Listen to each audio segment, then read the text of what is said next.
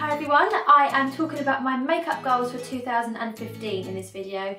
It's just a bit of fun, please don't take it seriously. Obviously I have more serious life goals and my life does not revolve around makeup, but this channel is all about beauty and makeup, and as it is one of my hobbies and passions, then I have my little separate makeup goals just related to beauty things. I just thought it would be a bit of fun. I'm sure a lot of people that watch this can relate to it because I'm guessing that you are into your makeup too if you're watching this video.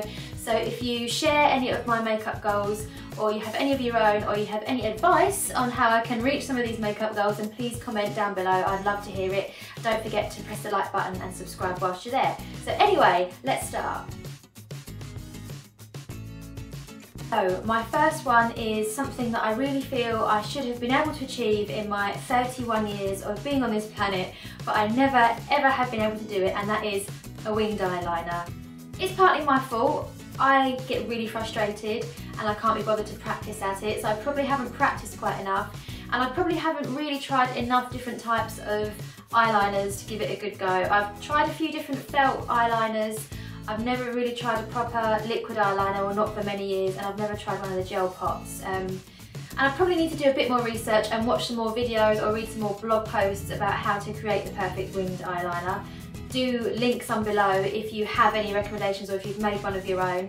I have read a fair few, but I just can't seem to do it. I have a really unsteady hand. I'm not the most creative person naturally, and I started out with makeup quite late in life, I think. So those are my excuses for never having been able to achieve it, but this year it's something what I want to do because I really love the way it looks with simple eyeshadow and a bold lip.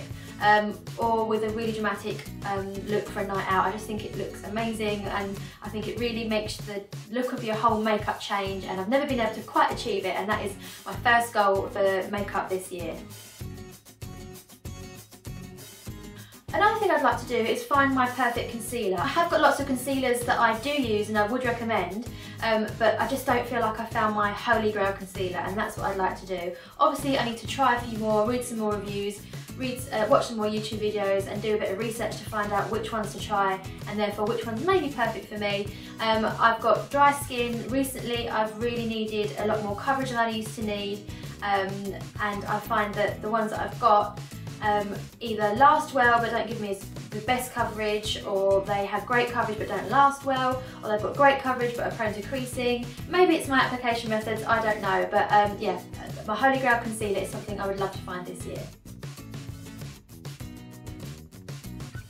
So moving on from that, there's a few products out there that the beauty, blogging and vlogging world raves about. They generally seem to be very popular and very well loved, and I haven't tried them. So I'd like to be able to try those this year. One of them is the NARS Creamy Concealer, so maybe moving on from my last point I will be able to find my perfect concealer in that.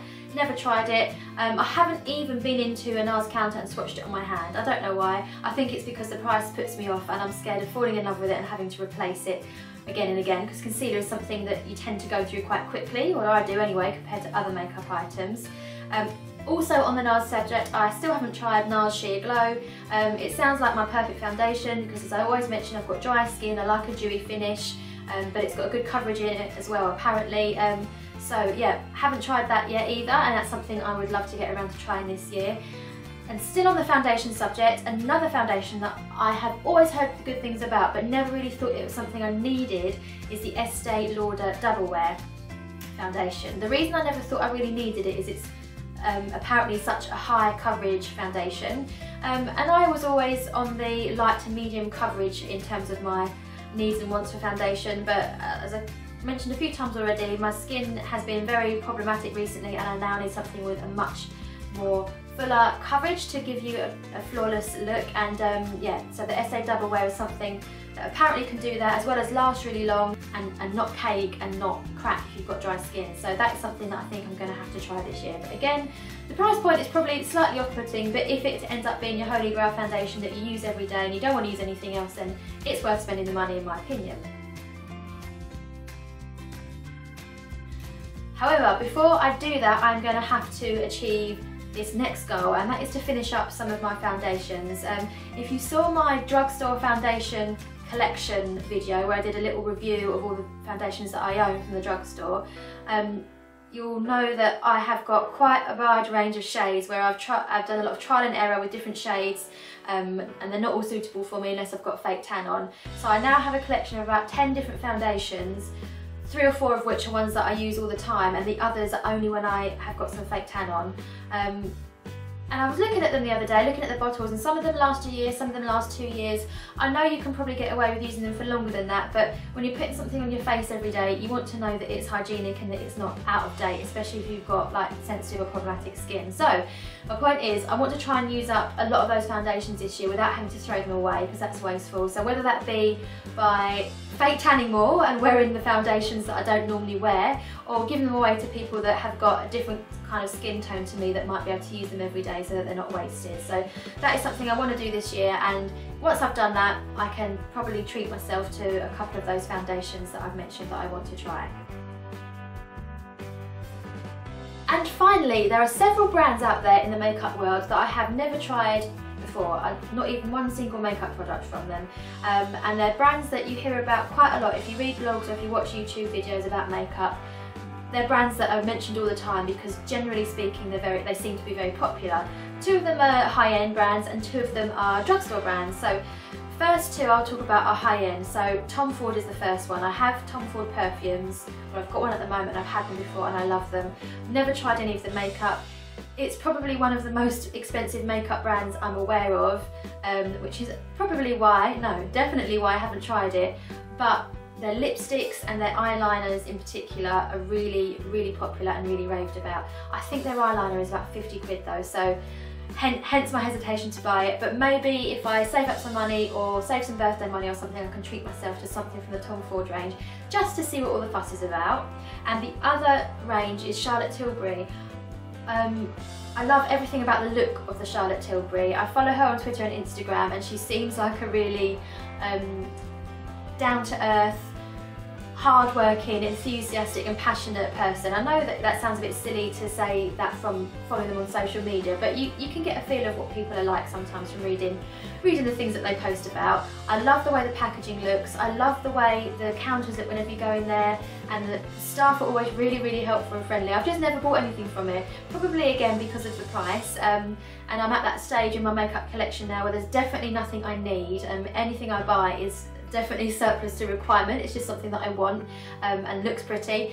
But yeah, I've even encouraged some of my friends to buy Charlotte Tilbury. I remember shopping in Selfridges with one of my friends and saying, oh, look at these Charlotte Tilbury blushes, they're amazing. She even bought one and I still haven't got one. So Charlotte Tilbury is another brand that I'd love to try. On the cheaper end of the scale, Makeup Revolution. I can't remember when it really kicked off Makeup Revolution, whether it was last year or the year before, or whether it was around before that but I just wasn't aware of it. But it is so inexpensive. Their lipsticks I think are £1. You can get a blush palette for 6 quid. I frequently read reviews and watch videos where people say that the quality is amazing, especially for that price. I've even bought products from Makeup Revolution based on all the reviews that I've written as presents for other people, but I still haven't tried that myself. I don't even know why, because I can't even use the excuse that it's too expensive to try. So that's a brand that I'm definitely going to be buying some stuff from this year. The other one, and I wrote this list a couple of weeks ago, and I actually bought something from this brand yesterday, so I've already achieved one of my goals, and that's Kiko. So little bonus mini haul here as well. So I went into the Kiko store on Regent Street yesterday, and that's probably the reason why I haven't bought anything from Kiko before, because their main stores are in the big cities, so I have to go into London if I want to buy from the shop. And although they've got a website, sometimes you want to actually feel and see and look at the products in real life before you spend any money on them. But the reason I wanted to try them is because, again, they're not too expensive, and a lot of beauty bloggers and people that make videos on YouTube about makeup say how good their products are. So I'll show you what I've got. So the first thing that I got was an eyeshadow stick, and this is the product that I hear talked about all the time. When people talk about Kiko, they talk about their eyeshadow sticks. And I went in there and they've got a full range of the long, thin ones. And then I noticed that they had a smaller range of eyeshadow sticks still, but they're sort of shorter and thicker in design. And I asked the lady in there, and apparently this is their old style of eyeshadow sticks that they're phasing out, or they're discontinuing, but they're just getting rid of the last of their stock. So these were only £3. Whew, needed to take a breath. So I think the colours are actually the same as the ones you can get in the new ones as well. So if you want to try them out but you don't want to pay full price, and I think that the new ones are only about £7 anyway, then I'd recommend trying out some of these sale ones for £3. It's called the Colour Up Long Lasting Eyeshadow. They don't have names, the brand Kiko, they use numbers, and I got it in 10. It looks quite taupey, but when it comes out it's a little bit more on the brown side. It's sort of slightly shimmery, not completely matte but not too glittery, and these are meant to be amazing and they're meant to last really well on your eyes and not crease too much, so I'm looking forward to trying that. Haven't tried it yet. The thing I got was the 3D Instant Volume Lip Gloss, and that was in number 213, and this I have tried, but only just today. I've got it on my lips today, and it's meant to be a plumping and refreshing lip gloss. So it's called 3D Instant Volume because it's meant to make your lips look bigger, which is something that I'm always looking for because I do think my lips are on the thin side. I love the colour first of all. It is such a me colour. It's sort of a magenta-y fuchsia colour, but a little bit darker, not too bright. And so far, I like it. I love the colour. I love the way it goes on. It's quite sticky. And where it's got this 3D plumping effect, it's got that tingly feeling to it. So if you don't like that, you're not going to like this. I've never really tried anything that tingles in your lips before, so I'm still getting used to it. And even though I put this on a good 15 minutes ago, it still feels tingly. But I love the colour, I love the way it looks. So far, so good. I've spoken about on this channel before how I always need to wear lip liner because I just have this problem with lipstick bleeding constantly. So that's why this caught my eye. It's meant to be a lip liner that you can wear with any colour lipstick. So it's white in packaging, it looks white, but when you draw it on, it sort of comes out quite clear. But the idea is it's meant to stop the lipstick from bleeding into the rest of your face, and because it's clear you can wear it with any colour lipstick. So in theory it's a wonder product because it means you can get rid of all your other lip liners, or you don't have to buy any more lip liners if you get different lipstick colours, and you can use this with everything. But haven't tried it yet, so we'll see. I haven't heard anyone talk about this or read about it on any blog, so it may not be the miracle product I'm hoping for, because I'm guessing if it was, then people would have discovered it and hyped it up by now, but we'll see. I'll get back to you on that one. So that's all my makeup goals for 2015. All completely achievable. It's just a little bit of fun, as I said. It's nothing to take too seriously, but if you love makeup and you enjoy buying and trying out makeup and practicing with makeup like I do, then you probably have your own 2015 makeup goals, even if you haven't made a specific list of them like I have. So don't forget to come back next week. I upload every single weekend, and I'll see you next time. Bye!